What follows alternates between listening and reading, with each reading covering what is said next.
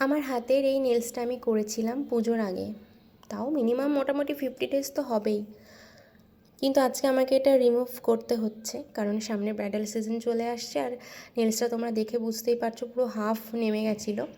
তো bridal season যেহেতু সামনে চলে আসছে, ব্রাইডের হেয়ারস্টাইল মেকআপ করতে আমার অসুবিধা হবে, তো সেই জন্য আজকে আমি বাধ্য হয়ে একটু সময় বের করে রিমুভ করতে বসলাম।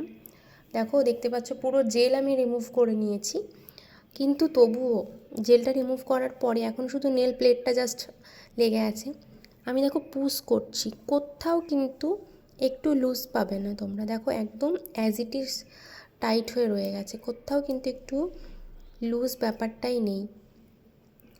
তো আমি যদি কোনো ক্লায়েন্টের হাতে সবথেকে অযত্নভাবে কাজ করি, সেটা হচ্ছে আমার নিজের হাতে। কারণ নিজের হাতে না সেই ধৈর্যটা আসে না। প্লাস এই যে এইভাবে নেলসটা যেহেতু করতে হয়, অতক্ষণ সময় না এইভাবে হাতটা রাখাও যায় না, হাত পুরো ব্যথা হয়ে যায়, মনে হয় যেন কখন শেষ হবে। তো এত অযত্ন করে করার পরেও এটা কিন্তু 50 ডেজ পরেও অ্যাজ ইট ইজ রয়ে গেছে। এমনকি জেলটা আমি পুরো রিমুভ করে ফেলেছি, তবুও দেখো একদম শক্ত হয়ে, আমি একদম প্রেস করছি তবুও কিন্তু শক্ত হয়ে রয়ে গেছে। তো এটাকে আমাকে রিমুভ করে ফেলতে হবে এত অযত্ন করে করার পরেও। প্লাস তার থেকে বড় কথা, প্রত্যেক দিন কিন্তু আমি নেলসের ক্লায়েন্ট করেছি আমার হাতের এই নেলস নিয়ে।